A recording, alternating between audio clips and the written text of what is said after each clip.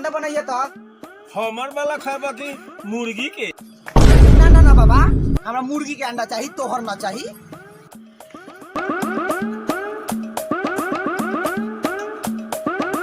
अच्छा तू हिमा के अंडा खा के देखो, बहुत अच्छा बनले।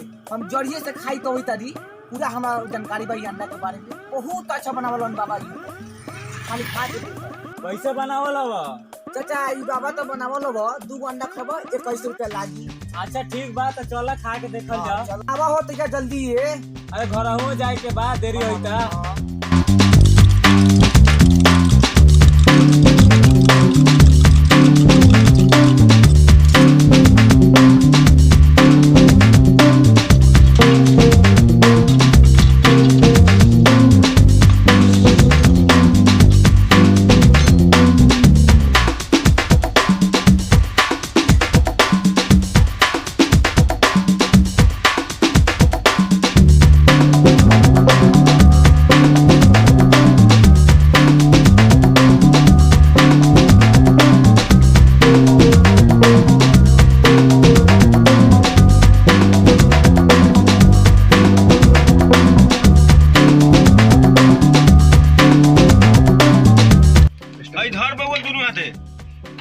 अभी ले अंडावा न बन लखा।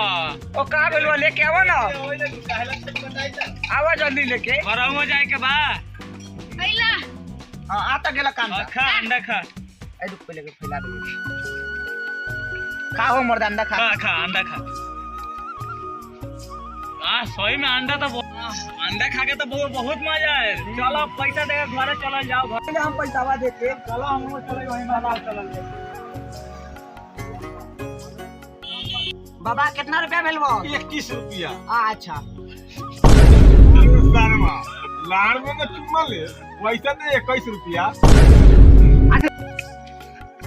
पहले काटा पैसा। ओ मर्द पैसा काटा। पहले न बोले के पैसा काटा जल्दी काटा मत। चलो घर जाए के काटा पैसा काटा पैसा बा काटा।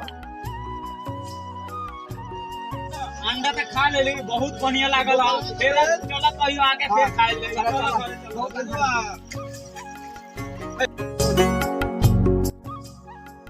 रोटी तो बनिए गेल, सब्जियों में तक देर बाटे। चारवा तो कलक हम मीठ ले आए, अभी ले नय लग साजे के लग केनो बॉय के पिए तक का आज आवे जे चारवा से तू उपाय करई।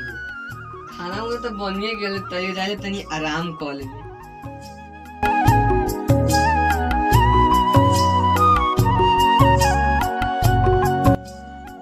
लागा था नी पुतरा सब ना हम जाले खा के सूते।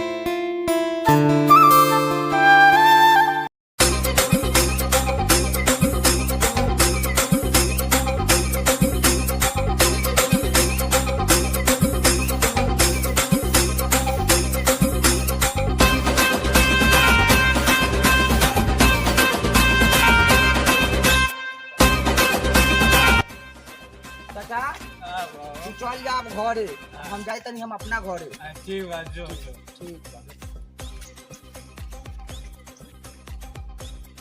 सरवा तो चल गेल घर। चल देखै ले ओकर तनी झगड़ा का होखल। रात भर तो लख दूसरा जगह। चल तनी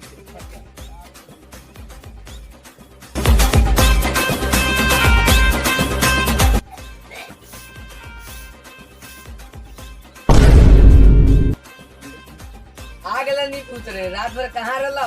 दुका तरह के बतोई। मेले में हलालू माफ कर दो, चाचा ने लाखू प्याज। अरे भाई रे भाई, ए हलालू छोड़ दो। ओ भाई रे भाई, अरे भाई भाई तू प्याज देख ले बड़ा चाचा के बचावन दो। सरऊ पिटाई बरा कहले रहली जे न पिए त ना घरे बहुत पिटाई हतौ। साले तोरे चलते पिटाई तारी।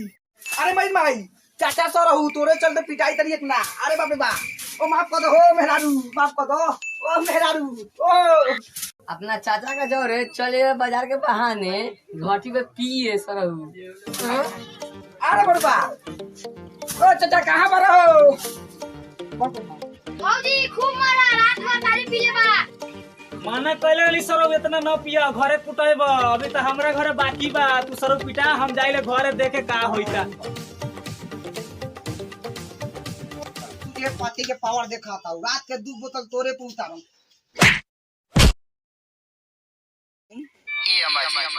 का कहतारू हो तेरा बेटा बड़ा तंग करत रे हमरा के ना तंग करिए जा सुत जा ना हमें बरा ना सुत देखत नहीं आज पी के वाइल बड़े अरे गाड़ी दरगा आज मार के बर्बाद मत कर देखा ना तो कर सब ए गांव पर सुत गइल ए सावन सर ए सुना ना बात माना ना ए नहीं माना सब बेच के तब पी गइल सब बेच के डर रहेंगे ए सुना ना आज बजाए तो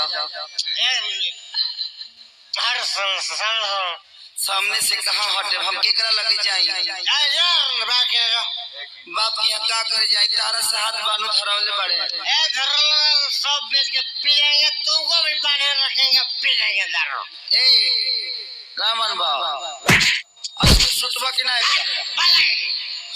हो कहां पे देखे के दूसरे सिस्टम का लड़का चला पानी देखल में मजा लेवे छोड़ा ना जाए दाज ए जाए ना ए ना बाबा नहीं मार दे